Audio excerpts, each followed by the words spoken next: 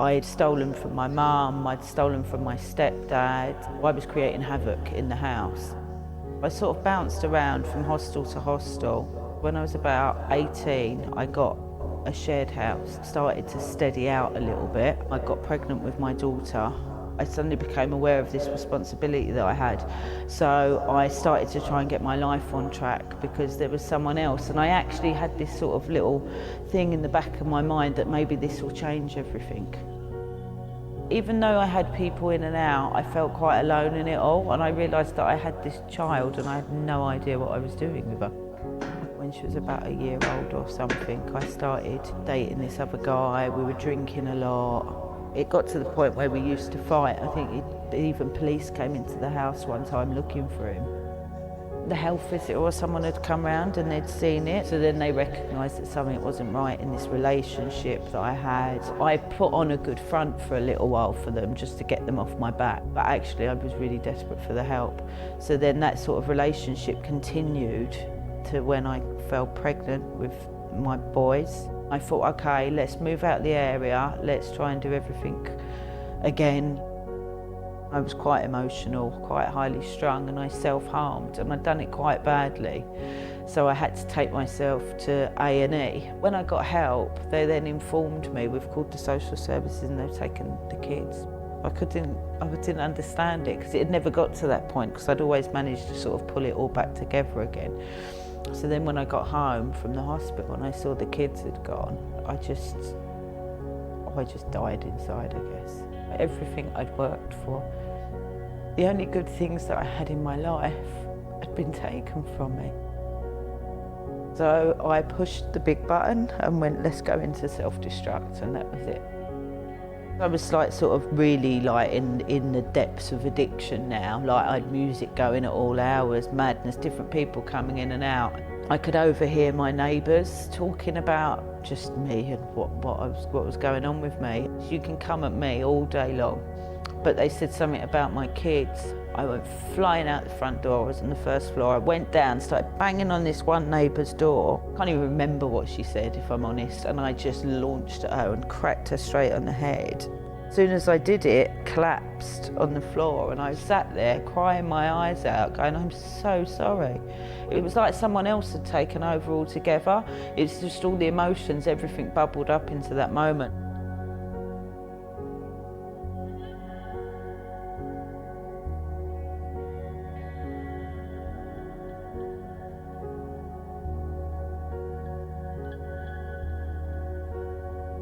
Got this Christmas card, and in it, it had, it was from the Angel Tree, and it said the 3 gifts that my kids had been sent. And it was the things that I'd requested on behalf of them. And to know that they'd asked me for something, and there had been other people involved that helped make this come true. The first time my kids had received presents from me, and they were what they wanted, and my daughter actually still talks about it to this day.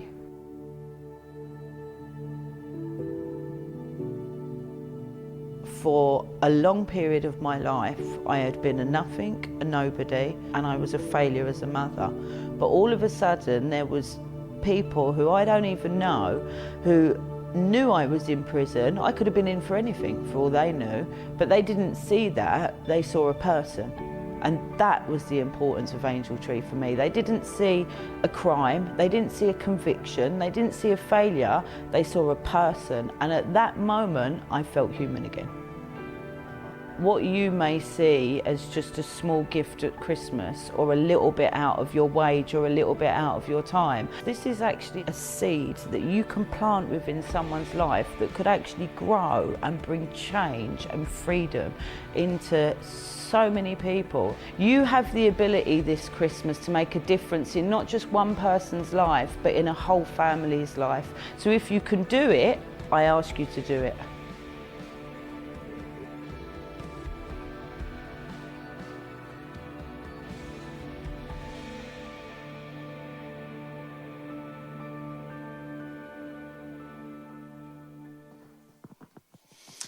Well, you can imagine life as a chaplain, a prison chaplain, is something of a roller coaster of emotions. As we journey with people like Teresa. And I have to say that there are more downs than there are ups in prison. There are very few opportunities for real joy. But Angel Tree is one. And it is this time of the year when Ruth and I go in as volunteers. We aren't paid for what we do. But I think, I've joked about this, but I mean it. I would pay to go into prison to do this at this time of year, to see the joy on these guys' faces. You know, when we go to them and we say, it's a tough time to be in prison when your family's at home and the kids are there and you're missing them. But we'd like to buy your children a present. If you write the gift tag, we'll put it on the present and we'll send it to them, and it will come from you to them, no mention of prison. They look at you as if to say, you're pulling my leg, aren't you? But then I write those cards that Teresa spoke of. When we write the cards that say, this is what we brought your kids, so when you're on the phone, you can talk about whatever it is.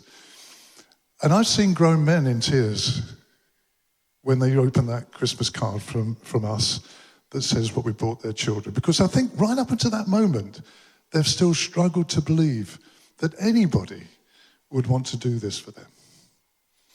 What a joy, an absolute joy. So, yeah, this is an opportunity for you to be involved in this. I know many of you have known about Angel Tree and are involved already, but primarily this is for those of you who maybe haven't heard about it before.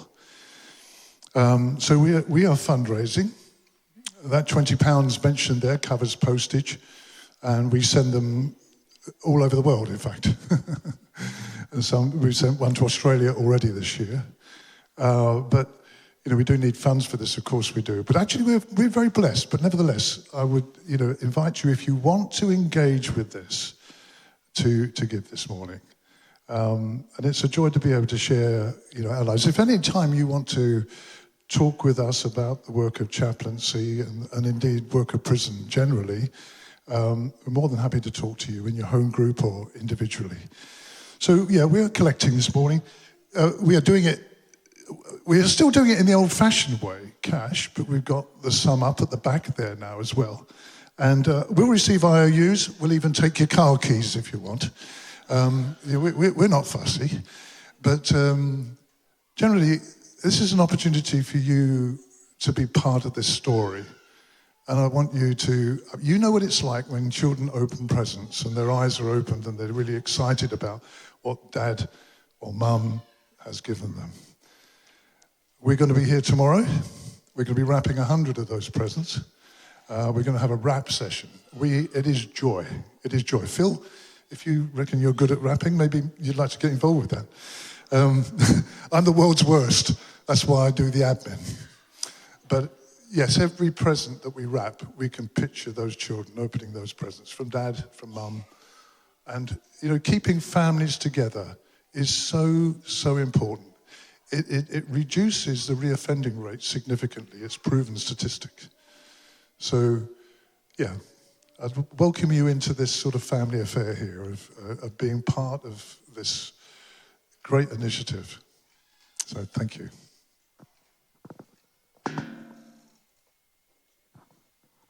And now we have a surprise. I think, is Father Christmas around? Hooray! Welcome, Father Christmas. Hello. Wonderful. So I thought we could do a bit of a Christmas game this morning. I wonder if on your tables, maybe you could join and make a team. Because you can all get involved in this game. And also I wonder, I haven't prepped you for this, but could you find like a Christmas song on Spotify or something just to, you know, something jolly? Lovely. So this is a game called Bring Me. And as the game suggests, you have to bring me something that I have asked for. It's a very demanding game, I've just realised. But it's going to be a Christmas-themed Bring Me. So on your tables, I need you to designate someone to be the bringer.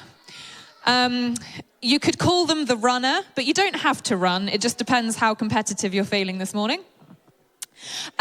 So someone will need to be the bringer, and I will call out an item. So for example, I could say, please bring me a shoe, and someone would have to take off their shoe and give it to the bringer and bring it to me. And the first person to bring me a shoe, their team would get a point. I hope that makes sense. So, are we all in a team? Maybe the kids' table could be one team if you designate one person to be the runner. Lovely. Cool. So I think it might be adults versus kids because they'll probably